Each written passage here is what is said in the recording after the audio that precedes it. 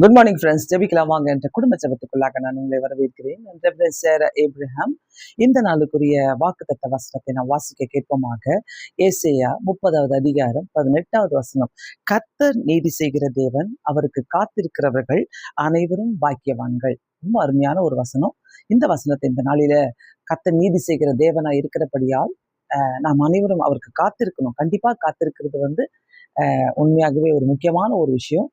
அந்த waiting period கண்டிப்பா நம்ம காத்திருக்கும் போது ஏற்ற நேரத்துல கர்த்தர் நமக்கு நீதியும் நியாயத்தையும் செய்கிற தேவனா இருக்கிற அநேகர் நீதிக்காக காத்து கொண்டிருக்கிற, நியாயத்துக்காக காத்து கொண்டிருக்கிறீர்கள். அதை கர்த்தர் கண்டிப்பாக செய்வார். நீங்க காத்திருந்து அந்த நீதியும் நியாயத்தை பெற்றுக்கொள்ளுங்கள். அதுக்காக நம்ம இந்த நாளிலே ஜெபிக்கலாம் வாங்க. கண்களை மூடி ஆண்டவரை நோக்கி நாம் ஜெபிக்கலாம். பரலோக பிதாவே, கர்த்தர் நீதி செய்கிற தேவன், ஆண்டவரே உமக்கு காத்திருக்கிறவர்கள் அனைவரும் பாக்கியவான்கள் என்ற வாக்கு தத்தத்துக்காக நாங்கள் நன்றிகளை செலுத்துகிறோம். இந்த புதிய நாளுக்காக உமக்கு ஸ்தோத்திரம் ஐயா. யார் யாரெல்லாம் உடைய வாழ்க்கையில ஆண்டவரே நீதிக்காக, நியாயத்துக்காக எந்தெந்த குடும்பங்கள், எந்தெந்த நபர்கள் காத்து கொண்டிருக்கிறார்களோ, எனக்கு இதுல நீதி வேணும், நியாயம் வேணும் என்று காத்து கொண்டிருக்கிற ஒவ்வொருத்தருக்கும் ஆண்டவரே, ஏசப்பா நீ நீதியை செய்ய வேண்டுமா ஜெபிக்கிறேன், நியாயத்தை செய்ய வேண்டுமா ஜெபிக்கிறேன். சொத்து விஷயத்துல, குடும்ப விஷயங்களில, குடும்ப பாரங்களில, ஆண்டவரே பிரிவினைகளில, எங்கெங்கெல்லாம் ஆண்டவரே பண விஷயங்களிலே ஏசப்பா, ஆண்டவரே எங்கெங்கெல்லாம் நீதி நியாயம் தேவையோ அந்த நீதி நியாயத்தை ஆண்டவரே அதை பெற்றுக்கொள்ள நாங்க காத்திருக்க எங்களுக்கு உதவி செய்ய வேண்டுமா ஜெபிக்கிறோம் ஐயா. எல்லா பிள்ளைகளுடைய வாழ்க்கையில கிருபை இருக்கட்டும். ஆண்டவரே ஆசீர்வாதத்தை நாங்க பார்க்க எங்களுக்கு உதவி செய்ய வேண்டுமா ஜெபிக்கிறோம் ஐயா.